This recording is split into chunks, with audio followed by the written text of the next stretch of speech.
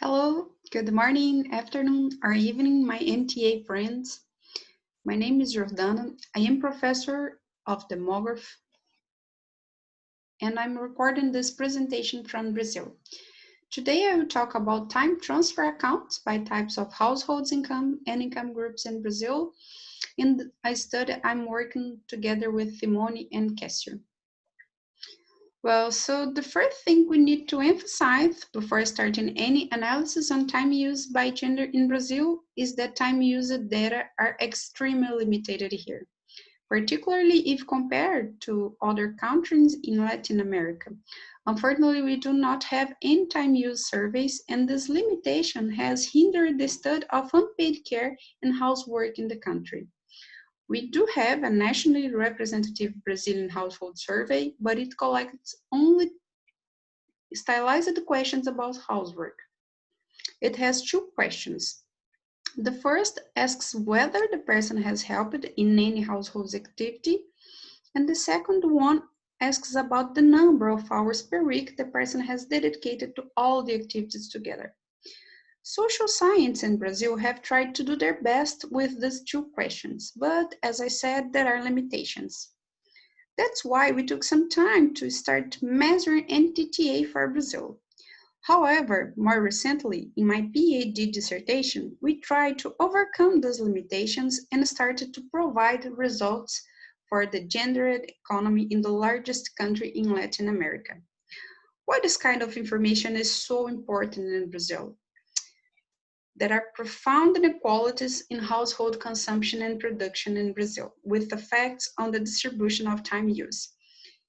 Feeding back the cycle of inequality, which makes our country an interesting case for NTTA analysis. Women, particularly poor and Black women, are the ones who dedicate more time to unpaid care, direct or indirect, since they have less access to services and home appliances. For example, less than 30% of the poorest households in Brazil have a washing machine, against 90% in the wealthiest households.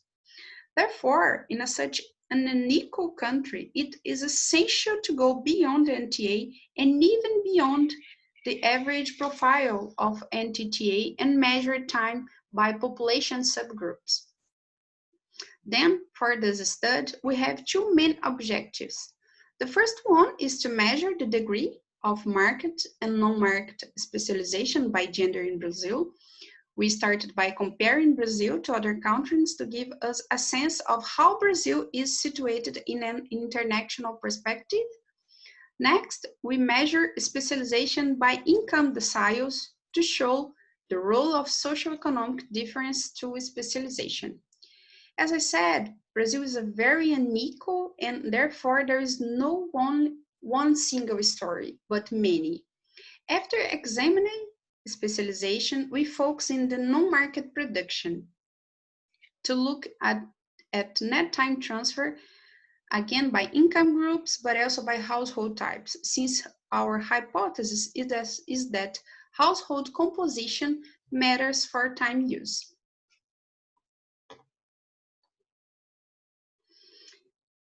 We draw data from the Pesquisa Nacional por Amostra de Domicílios of 2013, a nationally representative survey in Brazil. As I have mentioned in the survey, there is only information about total time spent on housework services.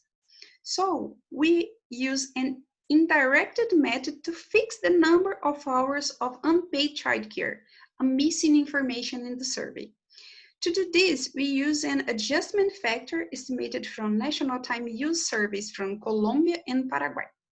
This method improves the data from PNAD and offers indirect estimates of time devoted to direct unpaid childcare in Brazil. After adjusting the Brazilian data, we applied the methodology suggested by Don Howard to generate the NTTA.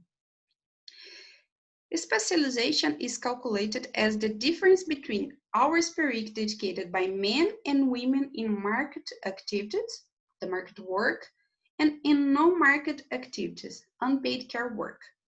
And finally, we estimate net time transfers by income deciles and types of household with children and or spouse. So, how do market and non-market specialization by gender in Brazil compare to other countries? And do income levels play any role in shaping specialization patterns in Brazil? This figure shows the average difference in working hours, market, and unpaid care work in some selected countries. Brazil shows a comparable degree of work specialization as Colombia, lower specialization than Senegal, India, and Mexico, but a higher level than the United States.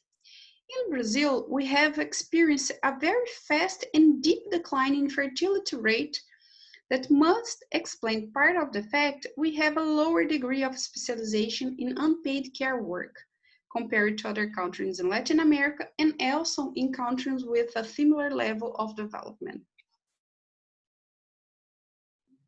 Now, this figure shows the average difference in working hours, market, and unpaid care work by household income deciles in Brazil.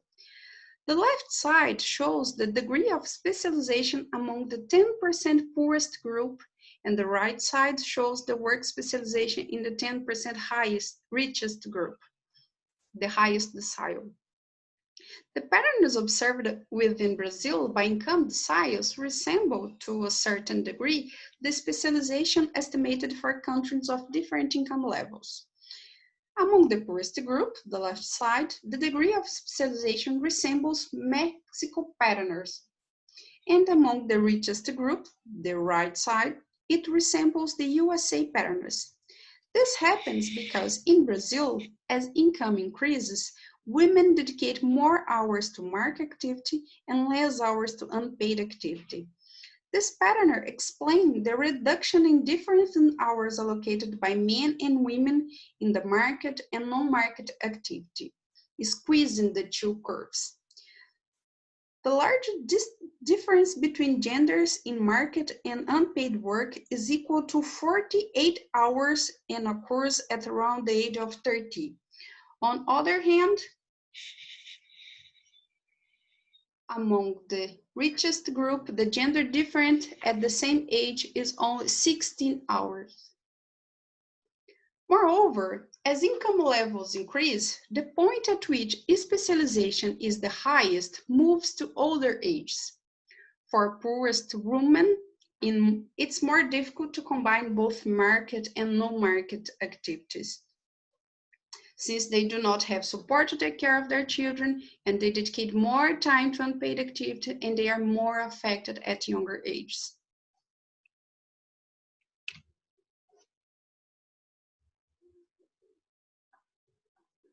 So, considering the high degree of non-market work specialization by gender, how do net time transfers vary by income and household types in Brazil?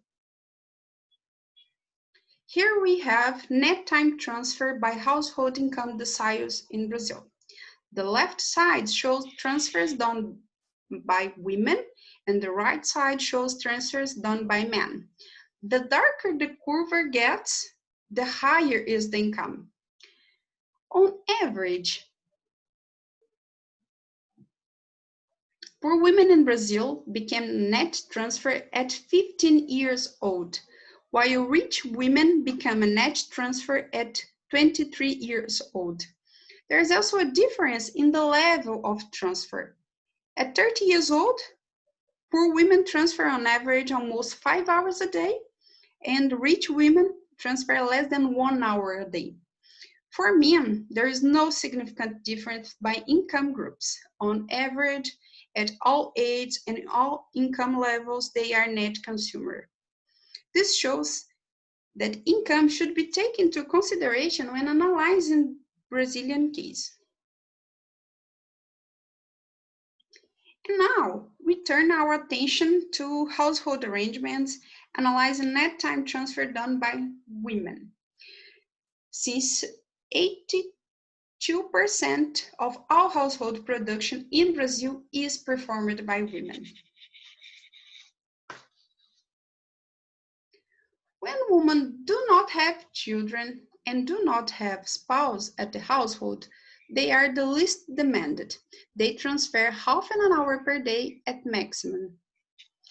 When we look at married women, but without children, the net time transfer is around 1 hour per day, and it increases a little when they and their spouse get older.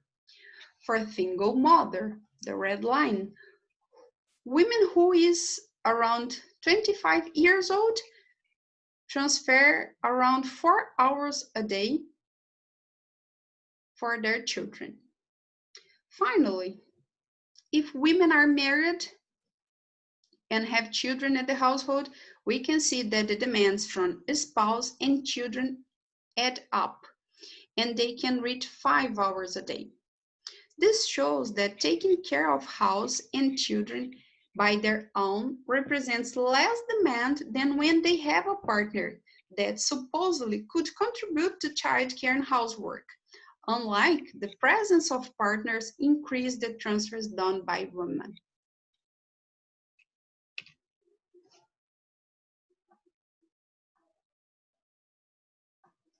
So in Brazil, where income inequality is high, gender specialization is strongly related to socioeconomic context. One explanation is the market services. Housekeepers, daycare, laundry, eating out services are more accessible for wealthier families, freeing the time of richer women to participate in the labor market. At the same, public policies have been insufficient to support more impoverished families, usually composed by low educated and Black women and their demands of unpaid care.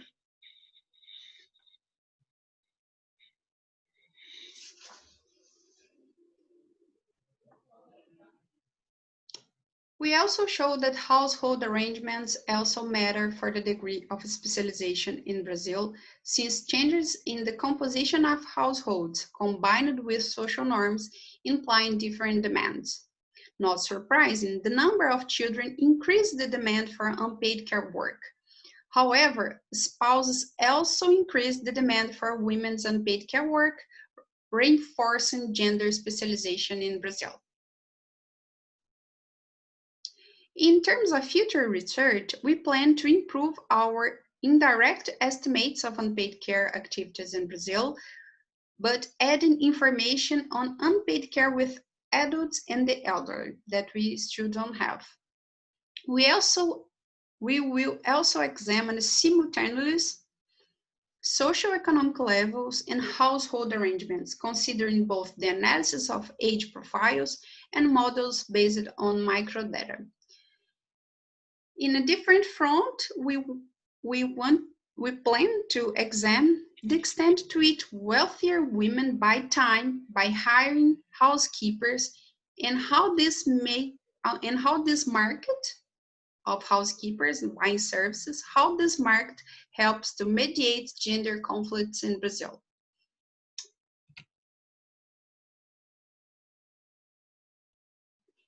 And finally, it's never too much to stress that we need a detailed time use survey in Brazil. Thank you.